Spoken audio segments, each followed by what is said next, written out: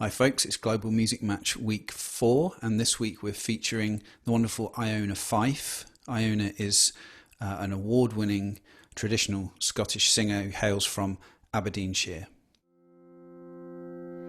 I'll lead in love, I'll treat you decent, I'll lead in love, I'll fill your can.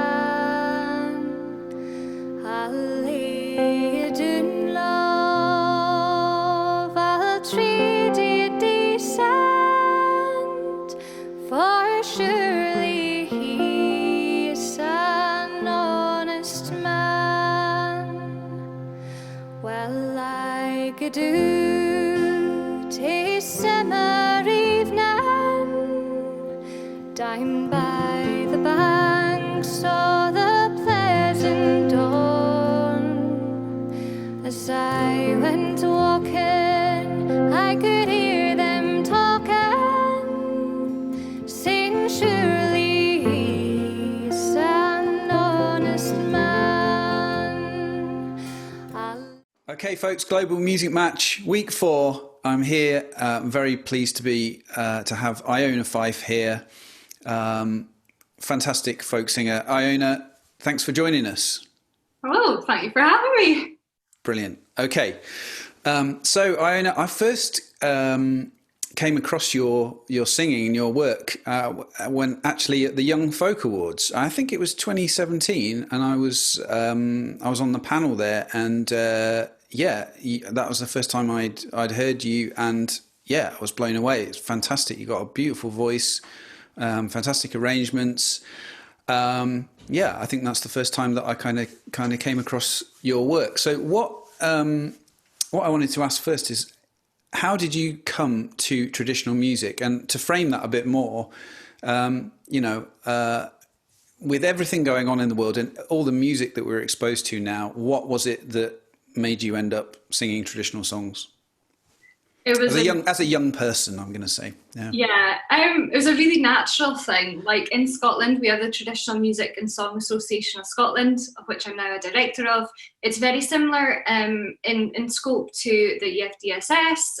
It was created in 1966.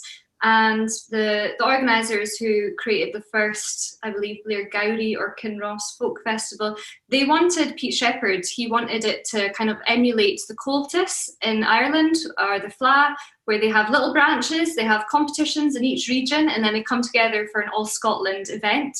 That never necessarily happened, but what the TMSA does do is host several ballad singing competitions, poetry competitions, music competitions, festivals, ceilidh days, sing-arounds throughout Scotland. So that's something that I've been involved in since 2003. My first ever time performing, Keith Festival. I think I was 5 years old, but I wasn't singing. I was doing Doric poetry, which was like reciting a Doric poem. Mm-hmm. So I think I won the under fives.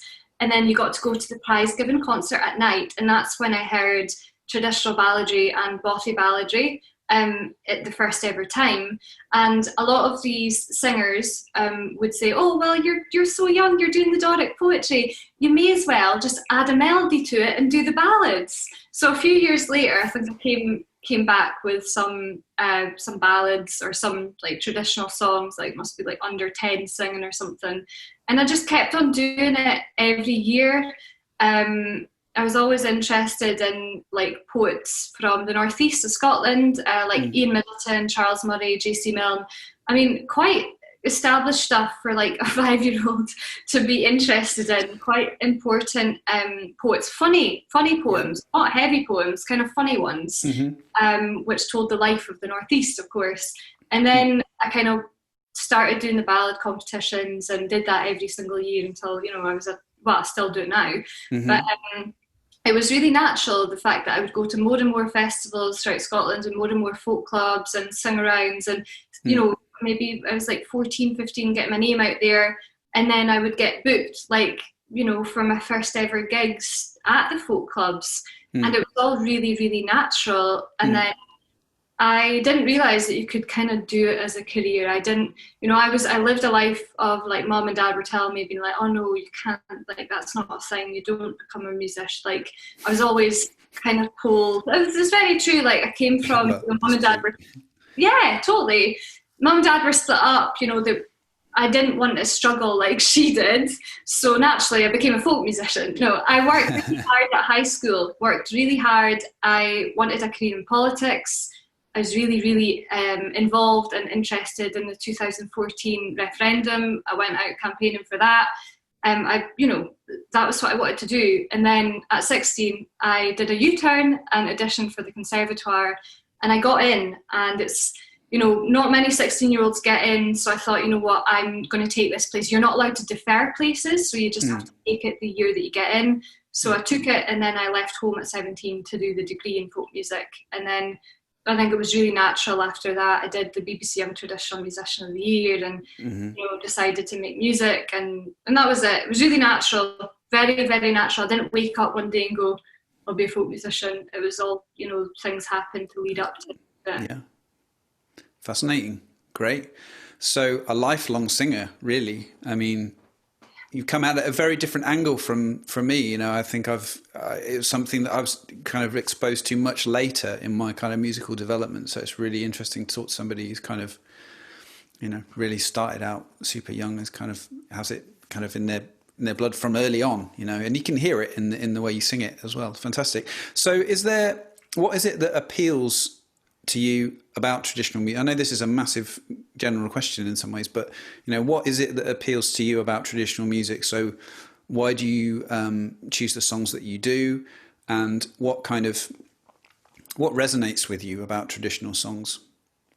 Well, it's really difficult because there's a lot of the traditional repertoire that doesn't resonate with me. Things supernatural ballads, that just doesn't, because I can't identify with it. However, there are ballads that totally resonate with me because they tell the message of something that actually happened, and we can trace back to the people who lived, we can trace the parish records. There's some ballads that literally send a message that's important today. For example, Andra Lamy or The Mill of Tiftizani. That has been sung by everyone and their dog. Like, it's the most sung ballad in the 20th century by female source singers at the School of Scottish Studies. That ballad resonates with me because it's about a woman who lived 11 miles from where I grew up, and she was killed by her family for falling in love with the wrong person. But the fact is you can trace, like, I could go to that place and be like, this happened. There's a lot of the other like traditional repertoire that's more supernatural, more kind of a kingdom far, far away. I don't resonate with that. And I think it's good to kind of be picky about what traditional songs you do, because there's some that I do, some that I don't. And only in the past like 5 years, being down in Glasgow, going to different folk clubs, hearing different singers, did I kind of listen to more kind of protest singers, singing songs about, the working class or, inequality. But before, it was mostly just traditional ballads that I was hearing. Yeah. Okay. It's really interesting. I was just thinking that, you're saying about the supernatural songs not resonating so much. I think I feel the same. And I wonder if it's because, those songs have been superseded by Netflix and stuff like that. Do you know what I mean? Like, maybe we don't need that escapism, or maybe we don't appreciate it from songs so much. But because we have so much opportunity to kind of escape in technology and so on at the moment, perhaps the songs that are so rooted in a place and can tell us about something kind of really real, perhaps they're the ones that kind of resonate more, because we kind of need that groundedness when everything kind of feels everything's kind of shifting so much constantly at the moment. I don't know. That's just what it made me think when I... No, I totally agree. And there are some ballads which fall under the supernatural realm if you keep the verses in. Like The Cruel Mother deals with, postnatal depression, killing your waves, infants. Like, it still deals with real life things, but sure, you can choose to take the supernatural element out of it. Like, you can choose to do that. So sometimes I would definitely edit things to make it what I want it to be. But certainly I think voice and place is just so important when it comes to being a folk singer. Like, I know that not everyone comes from places that are really deeply rooted in tradition. And I know that I sound mad when I say, you know, I'm so lucky to grow up in Aberdeenshire. I mean, literally 91 out of 305 of the child ballads come directly or indirectly from Aberdeenshire alone. So not Scotland alone, Aberdeenshire alone, one region. And, you know, it's true because you can visit the places. There's some ballads that you go, oh, but yeah, well, there's an American version of that, there's an English version. But when they are from that place, because the place name originates there, like, there's some that you can debate, but there's some that you just can't debate. Fyve's in Scotland. That's it. Like, some that you just can't argue. So I think growing up with that, like, pride of where I'm from, I actually only developed that when I moved to Glasgow. I didn't realise how lucky I was to grow up in Huntly, but also I didn't realise how lucky I was to grow up around the tradition bearers that I was around. Like, I met Sheila Stewart and did a gig with her, and I didn't kind of realise how important that was until I kind of educated myself more on these people. I just thought, oh, you know, I met, you know, a lot of the Bothy ballad singers and the ballad singers that are quite key players and, you know, in the revival. I would just think of them as, I'll just see them at the folk club. Like, you know, I didn't realise that. And that's probably a good thing. Because, you know, I could stand up like 10 years old and sing in front of them. Whereas now, you know, if I have to sing in front of the people who are in like the Gaugers or Shepherd's Spears or what, so I'm always terrified because I know their importance now. But yeah, I don't think that everyone had the advantage of growing up within the tradition. So that's why I think that these degrees are really great, because it gives other people an opportunity to come into it. Yeah, I think that's a great point. And yeah, I totally agree. Like, we're not all as blessed to grow up with the music as you've been. So, you know, that's a great thing. But with that in mind, your first full-length album, Away From My Window, from 2018, is very much, you know, the heart and soul of that very much comes out of what we were just talking about. So you've got stuff that was, it's very much inspired by the source singers and revivalists of Aberdeenshire, and you've kind of really, you know, that album is really infused with that. So could you tell us what was the process of choosing the songs that went into that first album? So I'm assuming by the time you made that album, you had probably quite an extensive repertoire, or at least songs that you're aware of if you didn't sing, you know, tons of them. So what was it that, you know, how did you go about narrowing it down, and maybe pick a couple to tell us about that kind of really, really worked for you, songs that you really love? Well, a lot of archive stuff was looked at before picking. I mean, making that album was a total nightmare. It was my first ever experience of kind of making a full length thing. And you were saying, you know, it was good to grow up in tradition, but actually it's a double-edged sword, because every single decision I made, whether it be song choice or arrangement choice or instrument choice, I was constantly double checking myself, wondering if it was the right decision, because I was worried that I would upset someone. Who was I worried I was going to upset? But I was irrational. I was totally like off it. So yeah, it took ages to make the album, like 2 and a bit years. I wanted to kind of have it ready for after Young Trad and launch it after that, because a lot of people do that. It's quite strategic, but it didn't come out until like 2018. But the song choices were funny because I wanted to really encapsulate the essence of the Northeast, which is why there's Bothy ballads in it, why a lot of it's in Doric, a lot of it's in Doric Scots. But I also wanted to show that the tradition moves forward, and that's why I had the Take Me Out Drinking Tonight on it, and I had an Aidan Moffat and Bill Wells song.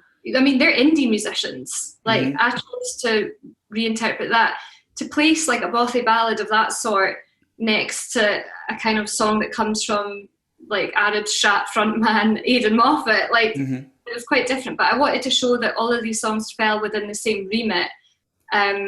Of, you know, he had a Scottish lullaby, and I feel like that's just as valid as like an old Gaelic lullaby from 500 years ago, and that's why that's on the album. But it was, I don't know, it was a nightmare to do.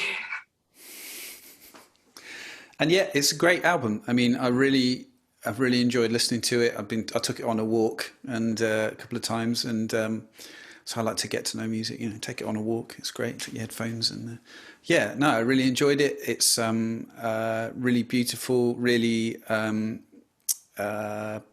you've just got a really clean, clear tone. It's fantastic, and the arrangements it's got that kind of really precise and kind of warm kind of sound and production. It's great. It's really good.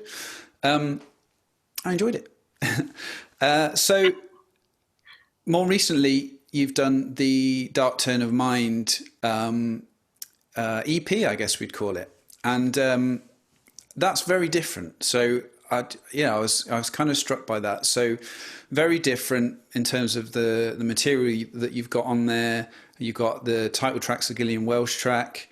I'm a massive fan, so I love that. Really great. You have got some ballads on there, but you've also got original stuff. Tell us kind of what led to that development, because there's a very different sound coming out of that record, just not in terms of the song choices, but in terms of your delivery and your expressivity is very different. So you tell us something about how the journey that kind of led to having such a different sound on the EP as the album. I was just so delighted to be finished with the album. Like, all the songs that were on that album, we toured for like 3 years before and then after, and I was like, I need to do something different. And I was going to Austria for 3 weeks, so I thought it would be nice to have something new to sell. That wasn't why I made the thing, but that led into it, because it came quite quickly after Away From My Window. Like, Away From My Window came out in like March, and then I was like, right, let's do this in September. Mm-hmm. It's very different. It's in English, which, the sad thing is like I feel like Dark Turn of Mind was just way more successful than the actual album, which was kind of sad. But I'm happy to sing in English and also Scots. But it's very different in the fact that I feel like my voice actually developed. I didn't get my tonsils out at that point. But I had much more. I was less stressed, and I could just make. It wasn't intended to be for the traditional community that maybe Away From My Window was intended for. And therefore, the creative process was much less stressy. I could just sing a little bit more freely. We could arrange more freely. The people that I was working with was, a smaller group of people. Graham Rory from Nos, he produced it and really helped me with it. I don't know, it was just a much more pleasant experience, and therefore I feel like the musical direction of it was less, tense. So this wasn't, oh, it's my first album, let's do it. It was more like, oh, this will be fun. Let's make some music. And actually, when people come down to it, yes, it sounds completely different. That's cool. But I'm kind of fed up of being like a one-trick pony horse, because I dug myself a grave being like, Northeast singer, only sings in Doric, only sings in Scots. That's a grave that I really I'm trying to climb out of, because I relied on that for so long. Now I'm kind of trying to get out that box, and I feel like the Dark Turn of Mind kind of helped people to see that I can do other things. But just it was fun to do. When you think about it, actually, it's not that far away from My Window when you think about it academically. The ballads are from similar sources. Jean Ritchie visited Jeannie Robertson in Scotland. It's literally like the same ilk, same sources, same tree, just voicing it differently. Yeah, great. And I think that's there's definitely a development, I think, and I definitely think you can hear that relaxed quality coming through in your voice. I feel like there's a new level of kind of expressivity in there. It just felt like a bit more loose and a bit more. Yeah, they're both great, but I really liked it. It was cool. And I just want to show you something, because I got this recently and I just thought I'd check this out. So I think this is a new press. This is the first vinyl that this is the Harrow and the Harvest by Gillian Welsh. The people that don't know what the hell this is, which is the album that Dark Turn of Mind comes from. And I think this is the first pressing on their label, and they bought their own vinyl lathe to press this specifically. So they are madly committed to making it sound the way they want it to sound, which I thought was wonderful. So yeah, lovely thing. Just thought I'd show that to you. Did a little geek out there on the old records. So Lots of records behind you. I'm seeing all the records that you've got. Like, oh yeah, these are mainly like geeky guitar books and stuff you can see behind. But maybe I'm not seeing it properly. I'm like, I need my records up here too. Yeah, they do look like records. Yeah. So how have you been finding the lockdown? So what have you been finding to do? How have you adapted? Now I know that some musicians have taken this as a chance to just take a breather and actually relax and thinking about something else and have a bit of a quiet period. Others have just gone into action and tried to kind of fill the gap. So how have you approached it? How have you found it? And how's it going for you? Well, this was supposed to be like the busiest year of my life. Like, I just graduated from conservatoire last year. This is my first calendar year not being a student, because when I was a student, I was a full-time student, but I was also a full-time musician. I mean, I did my classes from the back of tour vans in Austria. Like that's how I managed to finish my degree, was that they were really lenient. But this is my first year to actually be a musician and not have to travel from Australia to the UK to do a piano exam on Monday morning, not pull stuff like that. It was my first year just to focus on actually being a musician without worrying about uni.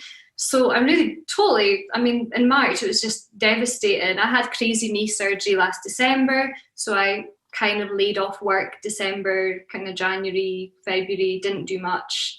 I went to Folk Alliance in New Orleans on crutches. That was hellish. But this was supposed to be a really good year. Really, I had, tours in Australia and Denmark. I was supposed to go to the States, Sweden, Germany, just mental. I was not supposed to be in Glasgow one bit this year, and it was all cancelled. And for the first few weeks in March, I just I couldn't get anything. I couldn't wake up. I couldn't do anything. I couldn't function. I was just in total shock. That was it. I was just in a depressive state of what on earth. So after that, I thought, you know what? I'm going to make a Patreon. I'm going to do some live streams. I'm so sick of doing live streams myself. So now I'm doing live streams with I'm doing a musical. Well, at this point, I would have done a musical live stream with another pianist doing musical theatre repertoire. How fun. Just trying to do different things. I'd made a wee EP of unaccompanied ballads, which actually sounds like my idea of hell. I wouldn't like to listen to me do unaccompanied ballads, but some people like that. So I made an EP of unaccompanied ballads. Did loads of things. Unbelievably busy. I've just filled my time with projects and the Ur Vice thing, doing the Scots language lobbying. So yeah, really, really busy. When I think about 2021, I really panic because I'm still in the process of rescheduling things. I've just had everything cancelled until December, so I'm thinking of just making a new album inspired by the James Madison Carpenter collection. The James Madison Carpenter was an American folk collector. Okay, great, yeah. He came to the UK, he collected loads of sea shanties in England, he did a lot, but he went to the northeast of Scotland and collected lots there.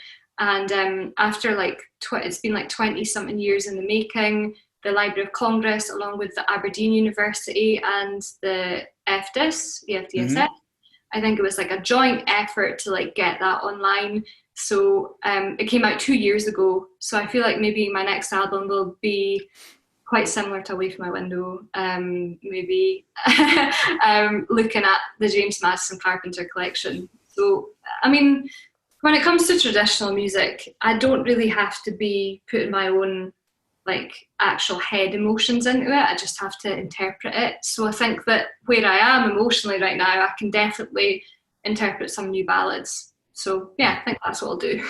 So that's what's coming next, because that's what I was going to ask you next, was what's coming next for Iona Fyfe, but it's going to be a new album.